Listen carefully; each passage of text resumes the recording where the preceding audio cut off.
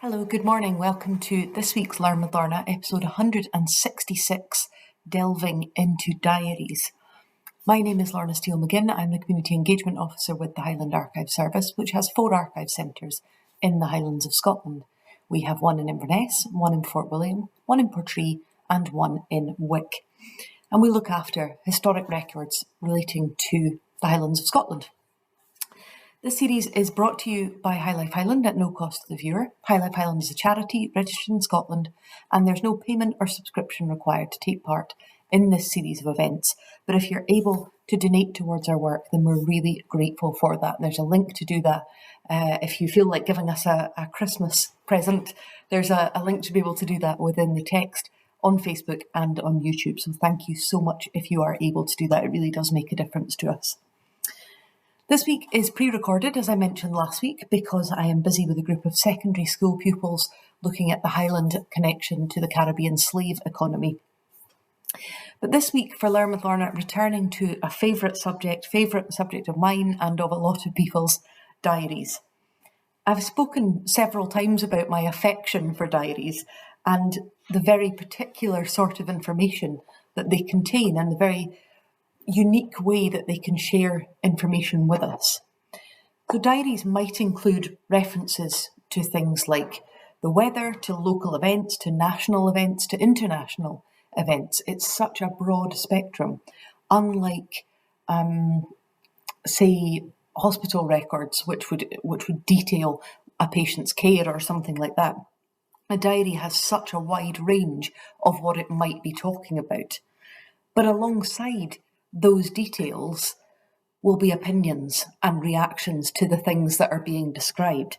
And so that's almost unlike any other record type, that they don't only include factual information or factual information from that person's viewpoint, but also somebody's feelings and emotions and reactions and emotional response to what is happening around them.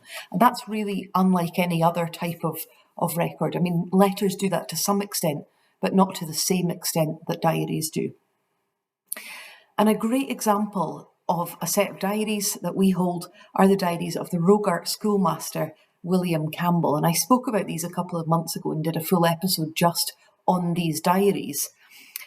But I wanted to share some other extracts from you just to illustrate my point, not only about recording factual information, but then detailing how the person feels about that.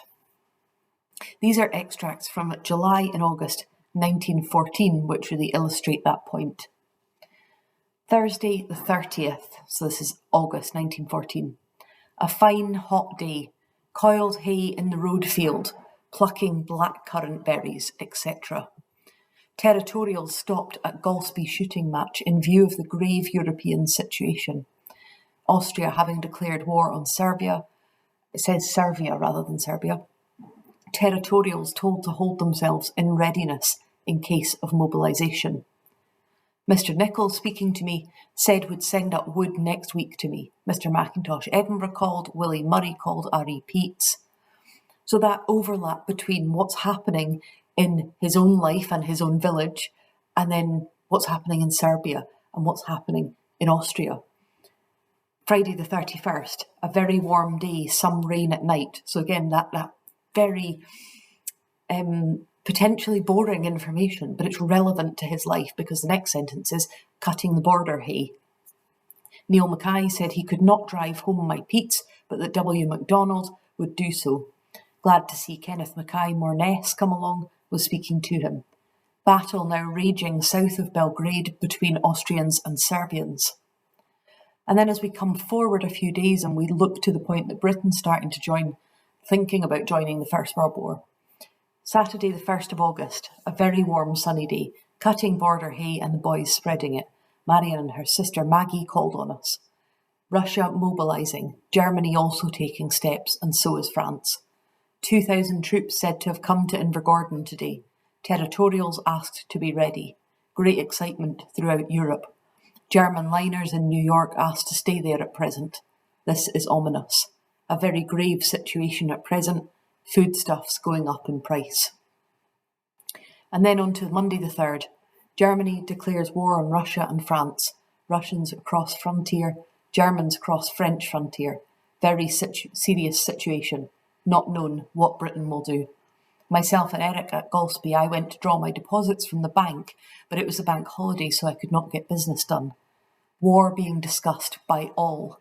Royal Reserve called out, and in train coming home from Golspie were a large number of fishermen of the Royal Naval Reserve going south at the call to join. And then, my opinion is that the Allies are falling back to a line. So this is slightly on a wee bit.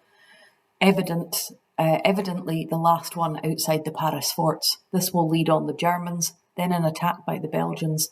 British, etc. may find themselves delivered from the flank or the rear, and the German army may find themselves in an awkward position. Germany paying a high tribute to British for trying to save them, the Germans from the sinking vessels at such danger to themselves. German Emperor's message to his troops is to pass or die.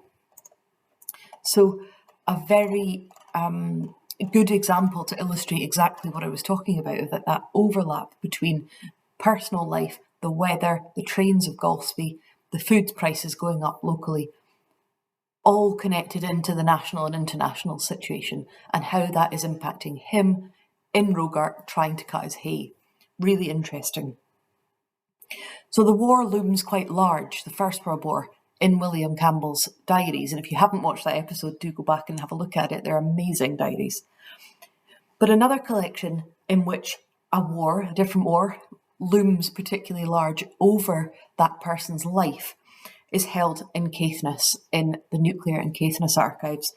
P/MUN, the amazing, wonderful Hetty Munro collection. And I did a Learn with Lorna episode about Hetty Munro, which I thought, I did that relatively recently, and I look back and it was a full 2 years ago, December 2020. So again, if you have come on board since then, please do go and have a look at Hetty. I love her.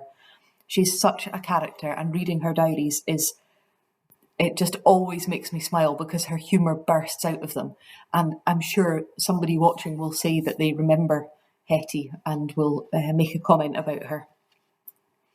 Henrietta Munro was born in Thurso in 1912.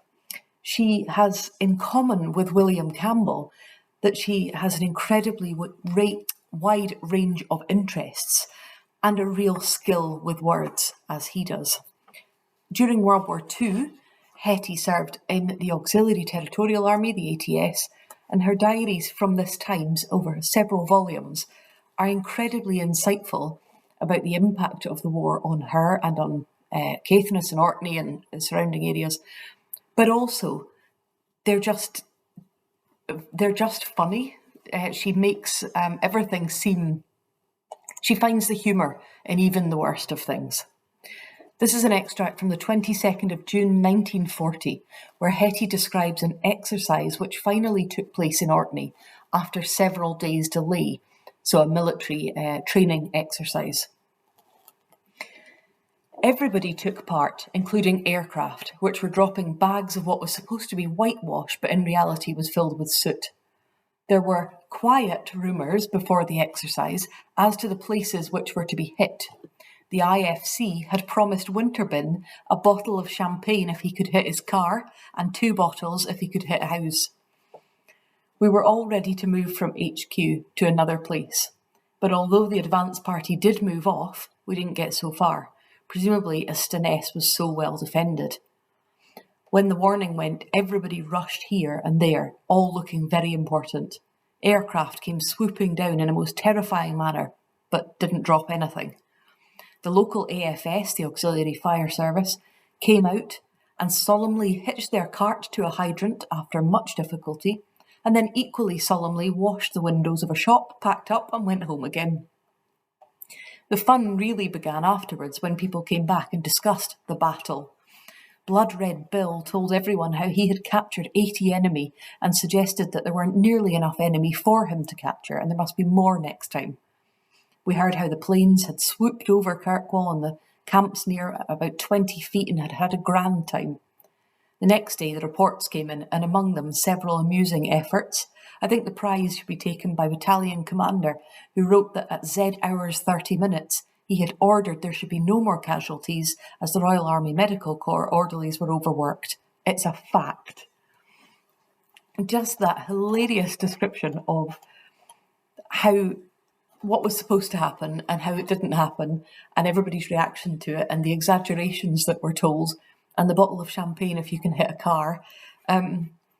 It just brings a real personal warmth to what would, of course, have had a hugely serious side, and everybody involved would have known that.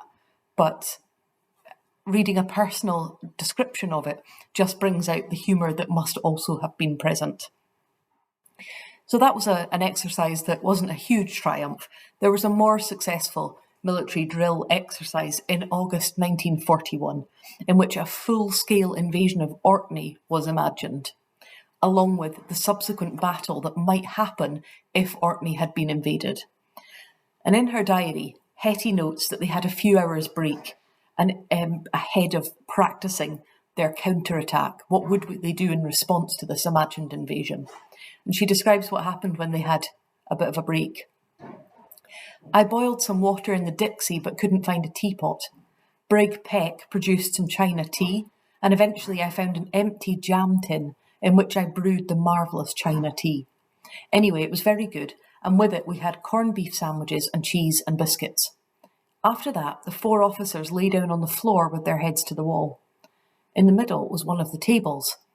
I finished off some typing and was just going to lay out my sleeping bag on the floor when I saw a beetle. And that decided me, and I lay my sleeping bag on the table in the corner, climbed up onto the table and settled down there instead. This intrigued the commander, who wanted to know why I hadn't slept on the floor. After I mentioned the beetle, he also decided to take a table, which he did, the one in the middle of the 4 sleeping officers. After the light was turned down, the scene must have been fairly reminiscent of someone lying in state. She just always brings me joy when I read her diaries. And like I say, through something so undoubtedly frightening. And her diaries record the unusual and the everyday of living through a war. So, for instance, in this extract, she describes, this is from 1942, when Hetty records her experience of having to sleep in a military barracks. Cold, tired and miserable, I roll out of bed at 06:30, huddle into a dressing gown and go to wash in cold water.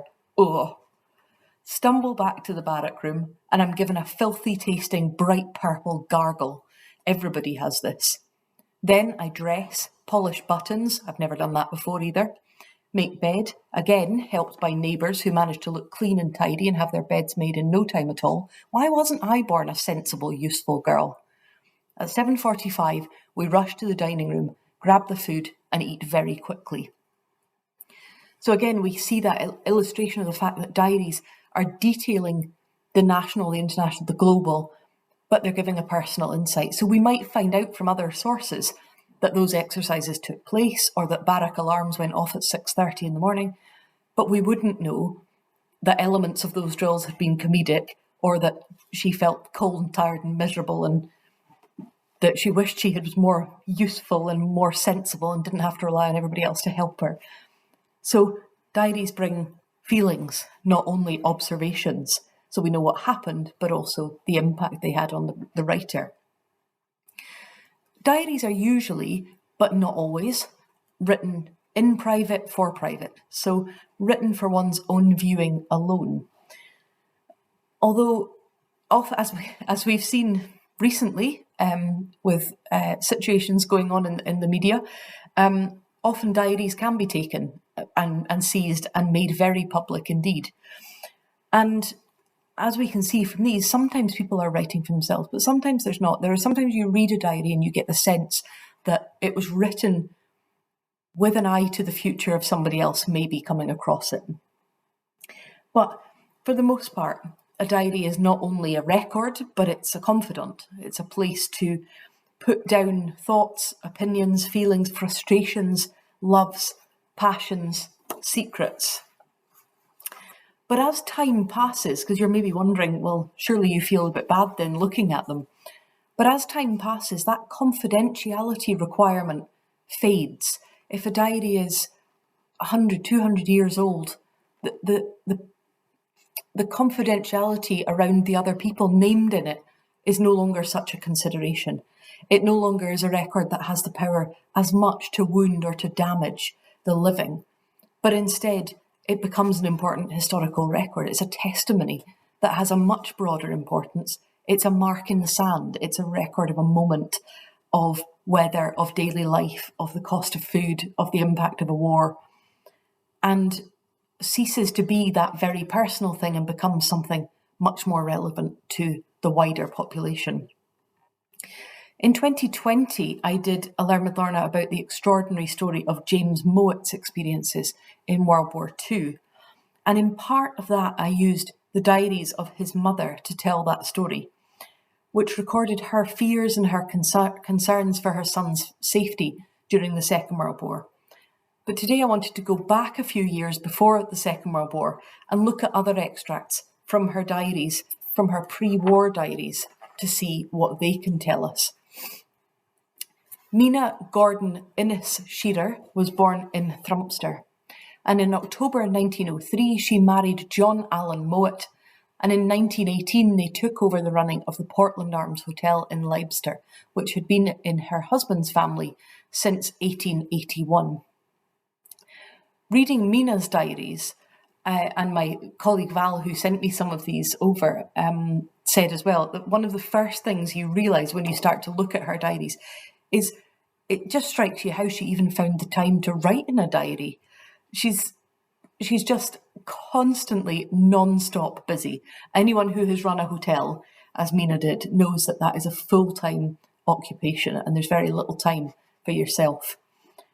Mina is always recording her cooking, she's cleaning, she's decorating, she's looking after guests, she's going into Wick or going into Thurso for shopping or running errands, to meet up with friends, to speak to people.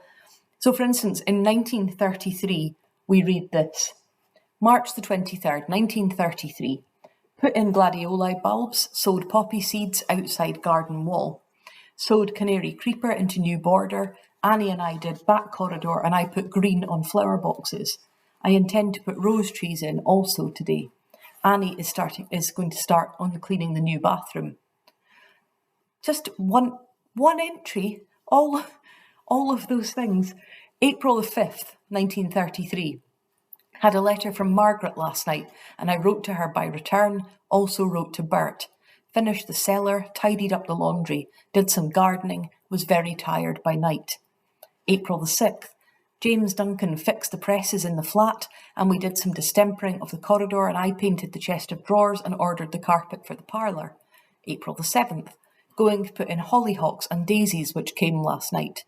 April the 17th, I scrubbed out oil tanks and filled 4 boxes of flowers, put them in the engine room, cleaned the egg barrel, put in 30 dozen eggs, beat all the old mats and all the corridor runners in the afternoon. I mean, you just look and you think, good grief, woman, have a seat and a cup of tea. She's just absolutely non-stop working. My colleagues in Nucleus who sent me this information through said, John Allen Mowatt's stepfather began an auction sales business in 1898 when he was the licensee of the Portland Arms. Prior to this, livestock were sold at twice-yearly markets in Leicester in June and November. The first sales were held in front of the hotel, where the current car park is now, for those who know it, but soon in 1900 moved to a permanent site behind the Portland Arms. The Leicester Auction Mart held fortnightly sales. Sales days were busy for everyone at the Portland Arms. Mr. Mowat was the auctioneer as well as the hotel proprietor, and the bar would be busy all day with farmers and crofters and buyers all coming in for a drink and a blether. And so when we look at Mina's diaries, we see March the 23rd, 1933, good dry day, big sale, a show of fat stock. Sutherland Reishgill got the Silver Cup medal, so she's recording who's winning what. James, her son, Mina's son, paid 30 shillings for 2 young pigs. Bremner brought up 2 boxes of salted fish. March the 25th, Madge and the twins arrived at 11 a.m. at Helmsdale this morning. Must put in flower plants today. Had a big sale morning. Annie and I cleaning the bar after the sale. So you see what I mean, just this constant movement of living and making sure everything is done. In January 1934, Mina went to Cornwall, which was then, as it probably is not that different now, a 3-day car journey. And if you think going from Caithness to Cornwall is pretty much as far south, north and south as you can go in the UK. And she went to attend the funeral of Elliot, who is often mentioned in these diaries. And she noted, "We went to Elliot's funeral at 3 o'clock today.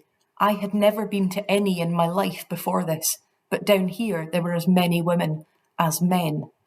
So interesting that passing sentence just shows that it's something I associate with the West Coast or Western Isles, of women not attending funerals as much as men, or not attending the graveside and so on. But interesting to see that in the 30s in Mina's Caithness diary. Notable enough for her to write it in.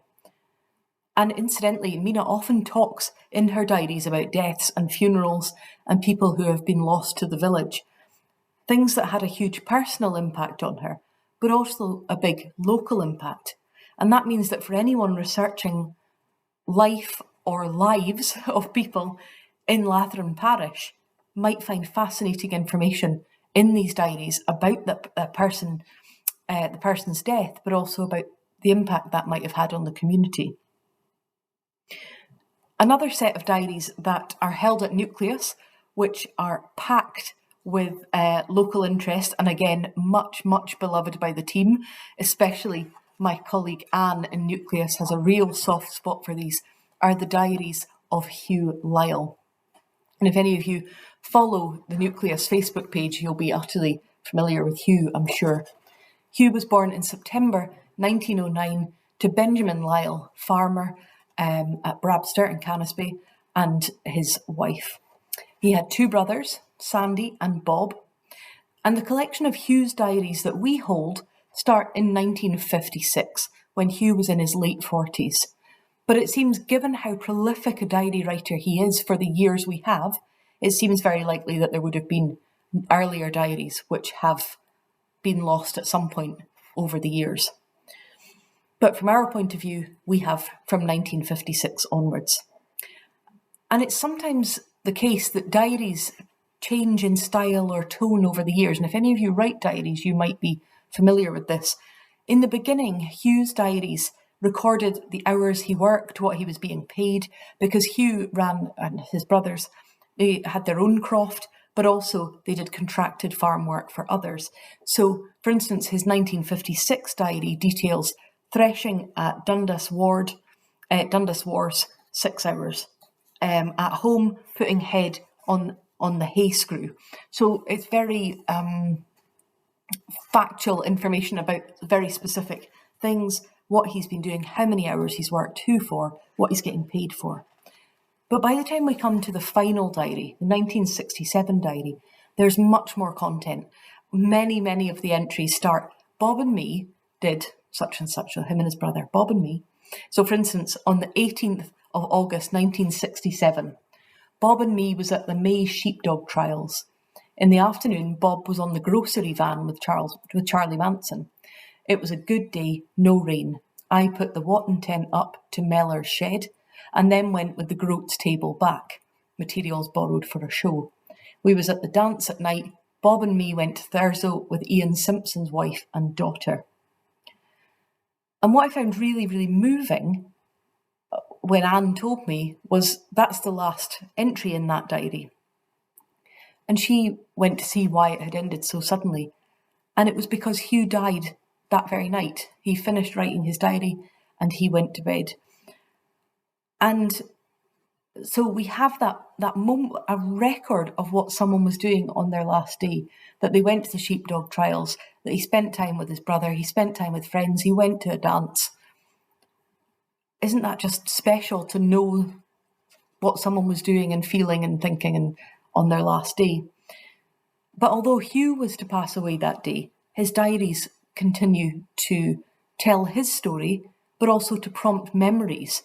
You know, whenever we share extracts from Hugh's diaries, People remember people who are mentioned in them, or they remember the shows or the dances. I mean, even Anne, who sent that to me, it said in that extract there that Bob was on the grocery van with Charlie Manson. And Anne put a comment in as she sent it over to me going, oh, these grocery vans were an absolute godsend if you lived in a rural area and the van would come out and sell you different products. And she said they were such a godsend. So, even that one sentence has been enough to spark a memory in Anne, but also in other people who then discuss it and speak about it. And so Hugh lives on in his diaries. He would have had no idea that his diaries would have been of so much interest to anyone else. They just contained his own movements, but they provide a record of a time, and they also provide, as I say, sparks for memory and conversation for people. A diary with an even more personal focus is held in our Lochaber Archive Centre, the diary of Donald Cameron of Lochiel, the 23rd Clancameron chief. And in this diary, Lochiel records his children's progress. He records their heights and their weights and their development. I think I've mentioned it before because I find it an interesting thing for a dad in the 1830s to do, to take that level of interest and focus on what his children were doing. So on the 21st of January 1839, he wrote this: "There has been no great progress in any of them these last months. D," which is Donald, the oldest son, who would go on to be the 24th chief, "D, if anything, goes backwards, for his book is so heavy to him, even words of 3 or 4 letters, that I rarely show it to him. He learns fast by heart, and says John Gilpin," which is a Cowper poem, as well as A.L. So that's Anne Louise, sorry. He says Gilpin as well as A.L. did. He is full of spirits, and the noise he can make from his lungs is deafening. A.L. shed her first tooth yesterday, surely early at 5. I fear the second tooth is not quite right, for it was quite large and behind the old one, as I remember in my own wretched case.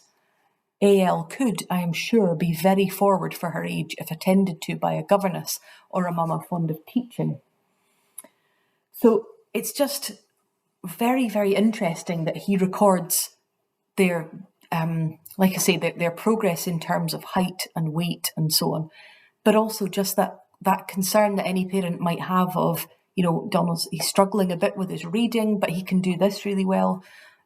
Concern about Anne losing her tooth, and was there going to be an impact, and the memory of losing his own teeth.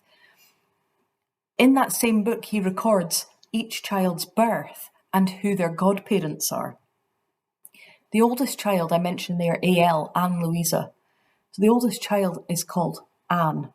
And you may remember me mentioning in a previous episode that Donald's wife, Vere, had prior to her marriage a very close connection with Anne Lister, known as the first modern lesbian. And Anne's own diaries record the moment that Vere told me it was all over. He made his offer in a very flattering manner to her. She records her feeling at the moment that Vere moves away from her and agrees to marry Donald Cameron. So quite striking there that the first daughter was called Anne. And also Donald then recorded, as I say, the birth of his and Vere's children, including the birth of Anne and their godparents. And we can see that their daughter Sabella Matilda, who was born in 1838, has godparents including Miss Lister. And incidentally, there is probably no better example of a diary with a massive legacy than the diaries of Anne Lister, held in West Yorkshire Archives, covering 34 years, and they are now part of the UNESCO UK Memory of the World Register because of their incredible significance to UK culture. Probably only the diaries of Samuel Pepys or Queen Victoria are more famous and more significant. So hopefully that illustrates the range of information that can be found in diaries. I have no doubt at all we'll revisit this subject. In fact, when I was looking to which extracts to pull into this episode, I had a look in as you'll know, my favourite Fraser Tytler collection, And there were so many diaries in it that I thought, I think I'll just make an episode dedicated to Fraser Tytler diaries. So that's coming up in the new year. But I hope that that illustrates what you can find in them: the personal, the emotional, the angry, the sad, the happy, the proud, the personal impact of something that we see. We tend to look at something like the First World War, we tend to look at a global perspective. But diaries will tell us how it impacted one man in Rogart. They record a moment in time. So please, please keep diaries. If you do have a diary, please consider giving them into an archive service. You can put a closure period on them for as long as you want. They can be closed for 50 years. You can do what you want with them. But if you can put them in somewhere, it means that at some point, years down the line when you're gone, there will be a record of an ordinary person's life in 2023. So thank you very, very much for listening. I hope you've enjoyed that. Sorry it was pre-recorded again, but I will see you again next week. Next week we are looking at Tales from Tain. A reminder that this series is brought to you by High Life Highland at no cost to the viewer. High Life Highland is a charity registered in Scotland, and there's no payment or subscription required to take part in this series of events. But if you're able to donate towards our work, then please do. We would be very, very grateful. Thank you very much, and please do leave me any comments and I will pick them up after this episode has gone out. Thank you.